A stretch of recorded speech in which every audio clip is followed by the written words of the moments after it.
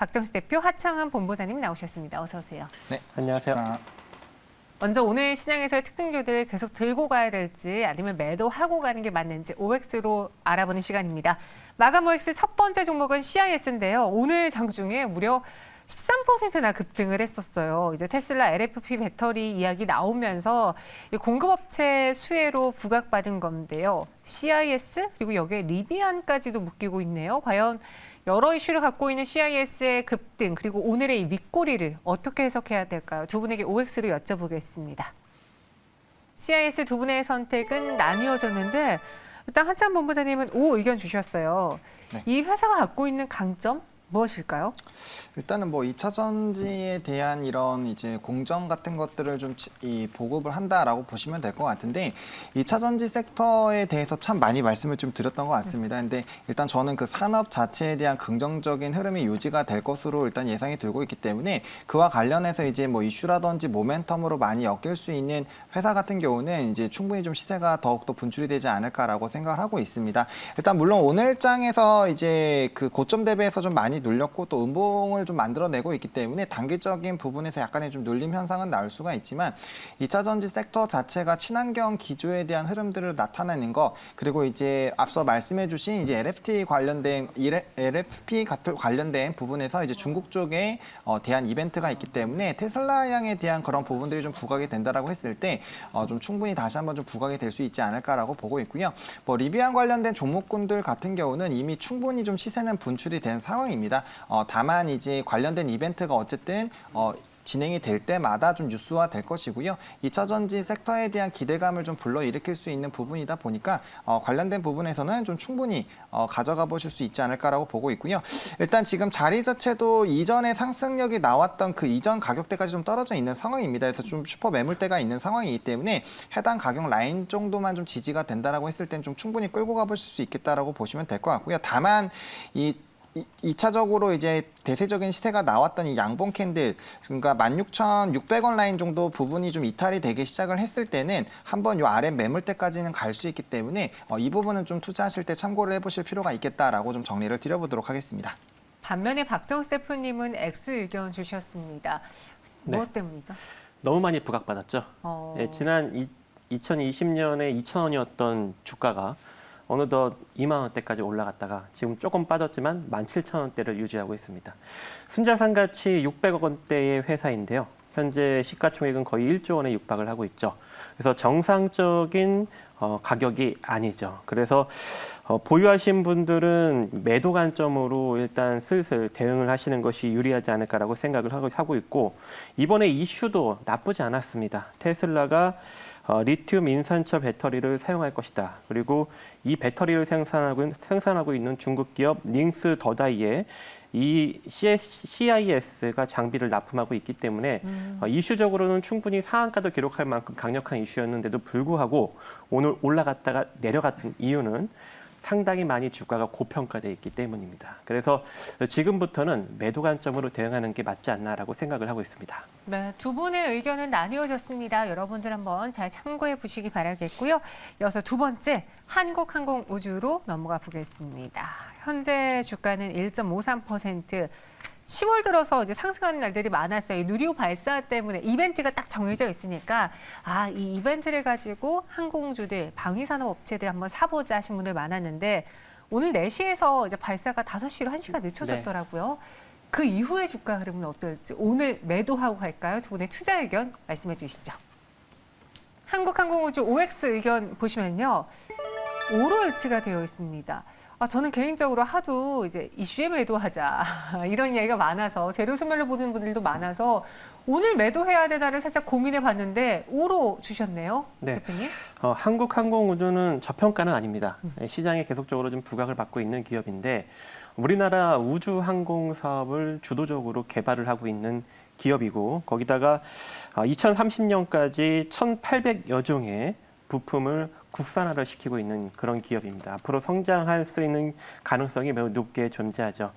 과거 2015년에 주가는 10만 원대에 육박을 했었는데 2020년 3월에 16,000원까지 빠졌고 지금 3만 3천 원대까지 회복은 한 상황입니다. 월봉상 흐름을 보더라도 거의 지금 횡복성 흐름을 보이고 있기 때문에 저평가는 아니지만 우리가 매수로 접근해 볼 수 있지 않을까라고 생각을 하고 있고, 혹여 이번에 이 누리호 발사가 실패를 하더라도 눌린다면 한 29,000원대가 지지가 되지 않을까라고 생각을 합니다. 그래서 혹여 실패를 하더라도 29,000원대까지 분할 매수로 접근을 하신다면 중기적으로 충분히 4만 원대까지 수익을 낼 수 있지 않을까 생각하고 있습니다. 한국항공우주는 재료는 일단 이벤트는 나오더라도 저평가이기 때문에 아니죠. 저평가는 아니지만 네. 성장 가능성이 있기 때문에. 성장 가능성이 있기 때문에 그래서 조금 더 두고 보겠다라는 네. 의견이시고, 그러면은 이 한국항공우주에만 국한된 거예요? 아니면 다른 방산주, 항공주에도 오 의견이신 거예요? 일단은 뭐 항공산업 같은 경우는 앞으로 미래 먹거리로 계속 좀 부각이 되고 있죠. 그렇기 때문에 이제 운용 기간에 따라서 차이가 나겠지만 뭐 단기적으로 본다라고 했을 때 이제 누리호가 성공이 되고 관련된 이벤트가 부각이 된다면은 또 섹터별 또 상승세가 나타날 수 있지만 지금 시장의 주도주는 이쪽이 아니잖아요. 그러다 보니까 단기적으로 본다라고 했을 때는 이제 트레이딩 관점으로 본다라고 했을 때는 단기적으로 X가 나올 수가 있겠지만 뭐 중장기적으로 한 2년, 3년 정도 좀 길게 보신다라는 그런 관점으로 보시게 됐을 때는 당연히 이 미래 먹거리 쪽으로 좀 부각이 될 수밖에 없고, 결국엔 뭐 6G라든지 소형위성 이런 쪽으로도 좀 부각이 될 수가 있다 보니까 그런 부분으로 보신다고 한다면은 저는 동그라미를 좀 말씀을 드리겠고요. 저도 이제 대표님과 좀 의견은 유사합니다. 이제 중장기적인 성장 매력도는 충분히 있는 회사고요. 또 이제 국내에서 어쨌든 이런 항공 산업을 좀 대표하는 기업 같은 경우는 그 관련된 산업 자체가 떠오르게 됐을 때 자연스럽게 부각이 된다라는 부분들, 그리고 수주 부분들이 좀 상반기에 미비했는데 하반기 7월 달에 좀 큰 수주가 한번 있었고요. 또 하반기에 뭐 말레이시아부터 시작해서 좀 대규모 수주들이 좀 기대가 되고 있고, 내년까지도 이런 수주에 대한 기대감들이 나타나고 있고, 그다음에 이제 뭐 비행이라든지 신규로 이제 개발하고 있는 부분들이 워낙 수당을 하고 있기 때문에 관련된 부분들이 좀 내년까지 이어진다라고 했을 때는 충분히 좀 기대가 될 수 있지 않나라는 그런 관점에서 동그라미를 드렸습니다. 네, 알겠습니다. 이제 유망 산업이다, 성장 가능성이 충분히 있어 보이기 때문에 두 분은 오 의견을 주셨고요. 세 번째 종목도 만나볼게요. 어떻게 보면 이 종목도 성장성하고 관련될 수 있는 종목이에요. 가상화폐 가격 비트코인이 또 사상 최고가를 경신했습니다. 어게인 2021년 4월 할 수 있을까요? 그때 굉장히 많이 올랐거든요, 관련주들이요. 우리기술 투자 의견 한번 확인해 보겠습니다. OX 살펴보시면요.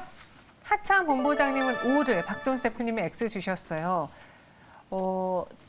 지난 4월, 5월 이때 비트코인 가격이 쑥 빠졌다가 막 8천만 원 돌파하고 그랬을 때 네. 거의 모든 창투사들이 상한가를 가고 급등하고 그랬거든요. 그렇죠. 그때 네. 창투사랑 이제 이런 종목군들의 굉장히 강한 시대가 나왔었는데, 그러니까 이제 비트코인 쪽이랑 이제 NFT 최근에 굉장히 좀 부각이 되고 있는데, 그게 이제 어느 정도로 좀 이런 대체 투자에 대한 부분에서 좀 기대가 될 수 있는가, 그리고 얼마나 이제 안정적으로 가격이 형성이 되느냐가 좀 중요할 부분인데, 사실 이제 비트코인 같은 경우는 그 부분에서 좀 많은 문제가 있었습니다. 제도권을 아직 들어가지 못했고, 특히나 이제 알트코인 쪽이 이제 무작정 이런 상장 관련된 이벤트들이 있었고, 이에 따라 좀 문제들이 많이 있었죠. 그래서 이런 시세적인 부분에서 이게 정말 좀 안정적인 부분으로도 좀 작용할 수 있을까라는 좀 불안감들이 좀 커졌는데, 최근에 이제 ETF도 좀 형성이 됐고요. 이제 제도권에 들어가기 시작하는 모멘텀들이 계속적으로 좀 부각이 되고 있다라고 보시면 좋을 것 같습니다. 그리고 뭐 세계적인 투자자들도 이런 좀 위험 해지의 역할을 할 수 있다라는 부분들로 좀 얘기를 하고 있기 때문에 뭐 충분히 이제 제도권으로 들어가면서 이제 가격 안정화라든지 앞으로의 뭐 상장 부분에서 좀 까다롭게 진행이 된다라고 했을 때 충분히 좀 기대가 된다라고 보시면 좋을 것 같고요. 이런 우리기술 투자 같은 종목, 결국엔 이 관련된 거래를 하는 이 뭐 두나무라든지 상장 이벤트도 있다라고 보시면 될 것 같고, 결국엔 거래소를 좀 가지고 있다라고 보시면 될 것 같습니다. 그렇게 됐을 때 결국에는 이 비트코인에 투자하는 사람들이 많아지기만 하더라도 사실은 이쪽 관련된 부분에서 굉장히 좀 매출이 크게 증가할 수밖에 없는 부분이라고 보시면 될 것 같습니다. 그래서 관련된 이벤트들은 좀 충분히 있겠다라고 보시면 좋을 것 같고, 워낙 최근에 이제 ETF 쪽으로 해서도 이제 미국장에서도 관련된 종목군들 시세가 좀 잘 나오고 있기 때문에, 물론 이제 종목별에 대한 이런 지금 단기적으로 시세가 분출이 됐기 때문에 단기적인 차익 실현에 대한 매물들은 좀 생각을 해보셔야 되겠지만, 이런 이제 대체 투자에 대한 이벤트들이 계속적으로 부각이 되고 있다 보니까 지속적으로 좀 관심을 가지실 필요가 있겠다라고 좀 정리를 드려보도록 하겠습니다. 이전과는 다른 게 ETF가 생겼다는 거죠. 생길 것이다라는 거죠. 그렇게 되면은 뭔가 우리가 그동안은 이쪽을 믿고 투자해도 될까라는 의구심이 살짝 덜어드리면 공신력이 살짝 있는 그런 투자처가 될 것 같은데, 박정수 대표님은 X예요. 네. 너무 많이 올라왔습니다. 네. 지금 여기서 잘못 투자해서 만약에 손실권으로 들어가게 된다면은 좀 많이 아플 것 같습니다. 그래서 우리 기술 투자는 지금 매수의 관점보다는 매도의 관점으로 생각을 하시는 게 맞는 것 같고요. 이슈력은 상당히 많이 존재하죠. 이 비트코인이 최근에 좀 급등력이 나타나고 있고 또 미국 비트코인 선물 ETF 승인 이슈도 나왔고 거기다가 국내 가상화폐 거래소 업비트가 운영 중인 두나무를 지분을 7.6%나 갖고 있습니다. 거기에 두나무가 최근 우리 금융지주 지분은 예금보험공사가 매각을 하려고 하고 있죠. 거기에 또 참여한다는 이슈까지 나타났습니다. 현금성 자산은 1조 797억 원이나 갖고 있다라고 하면서 긍정적인 이슈가 좀 계속적으로 나오고는 있어요. 그렇기 때문에 주가가 지금 상승력이 나타나고 있지만 만약에 여기서 이슈력이 꺼지면서 주가가 내려갈 경우 다시 여기까지 회복한다라고 장담을 하지 못합니다. 그렇기 때문에 보유자의 영역이고 보유자분들은 이제 매도의 관점을 찾아가는 시기다라고 언급드리고 싶습니다. 네, 알겠습니다. 우리 기술 투자 이야기 해봤습니다. OX로 의견 나뉘어졌는데요. 참고해 보시기 바라겠고요. 마감을 5분 정도 남겨둔 상황. 종례 준비해 볼게요. 코스피 코스닥 오늘 파란불이 들어와 있고 특히나 반도체 그리고 2차 전지 소재 여기에 제약주들의 약세가 두드러졌습니다. 하창 본부장님 어떻게 보셨어요?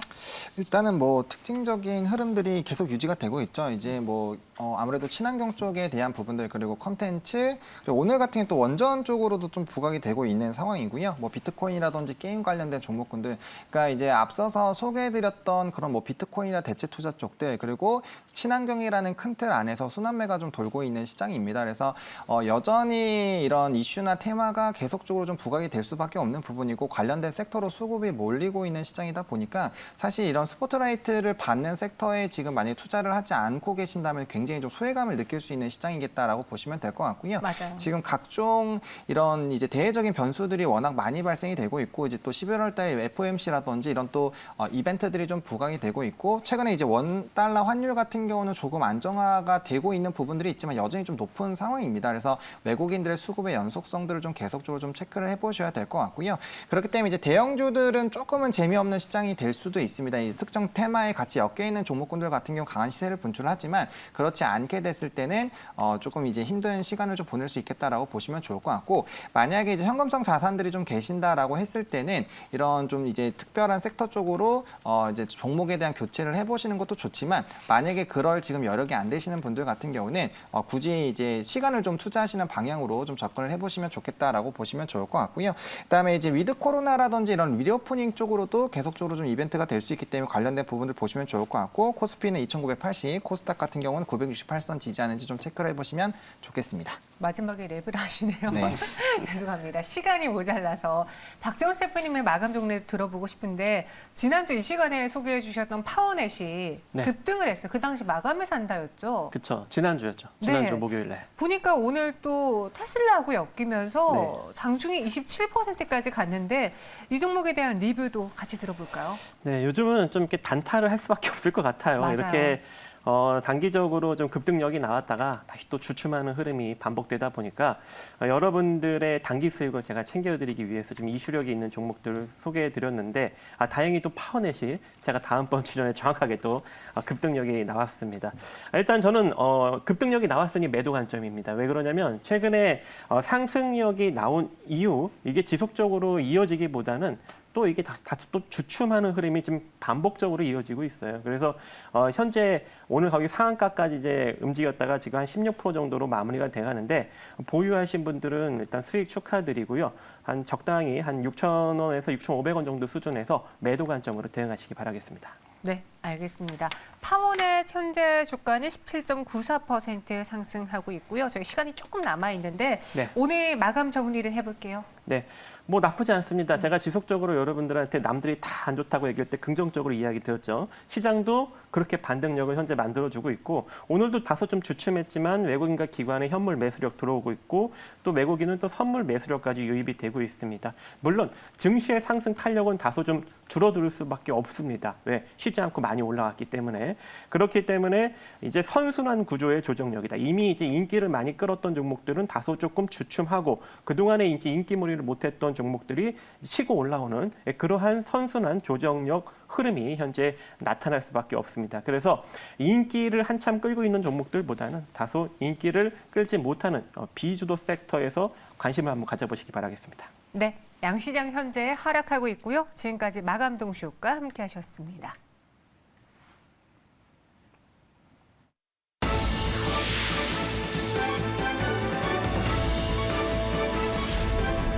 매일경제TV가 증시 마감을 알려드립니다.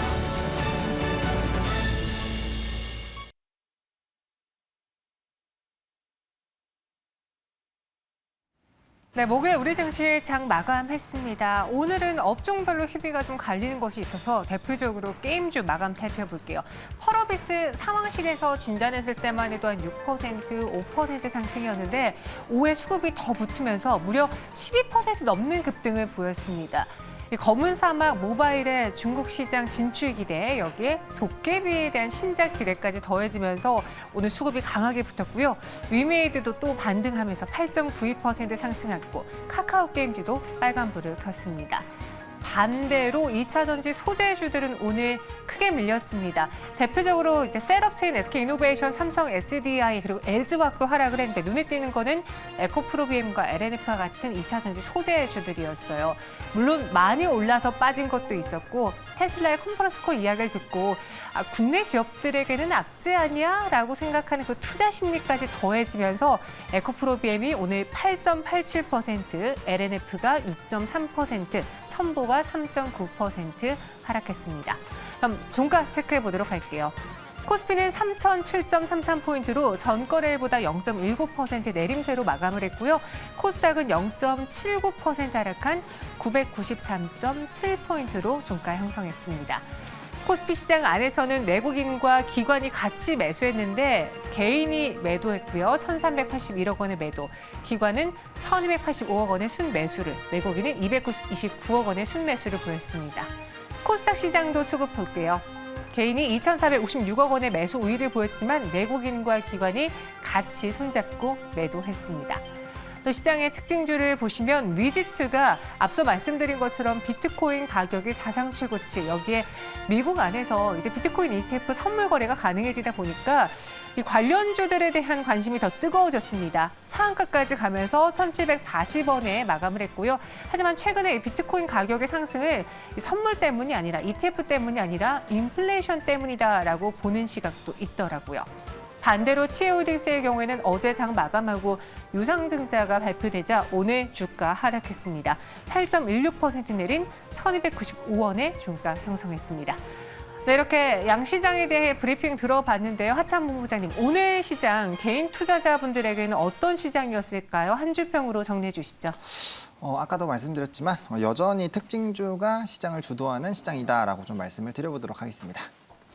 네, 여전히 특징주가 시장을 주도했다라고 이야기를 해주셨습니다.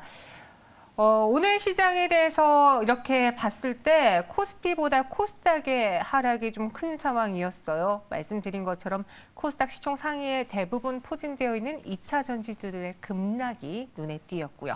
그럼 내일장 또 어떤 종목으로 우리는 시장을 준비해 볼까요? 내일장 미리 보기도 알아볼게요. 두 분의 선택은 이 키워드로 되어 있습니다. 태양전지 사업 주목과 지리산. 지리산 하면 또 콘텐츠겠네요. 네. 아무래도 최근에 굉장히 좀 컨텐츠 관련된 부분들이 좀 부각이 되고 있고 네. 또 11월에 이제 디즈니 플러스 상용 뭐 이전부터 계속적으로 얘기가 나왔지만 그렇게 됐을 때 이제 콘텐츠에 대한 공급을 할 수 있는 그런 이제 또 수혜가 발생이 될 수 있기 때문에 또 꼽아봤습니다. 태양전지 사업 주목은 어떤 내용인가요? 네.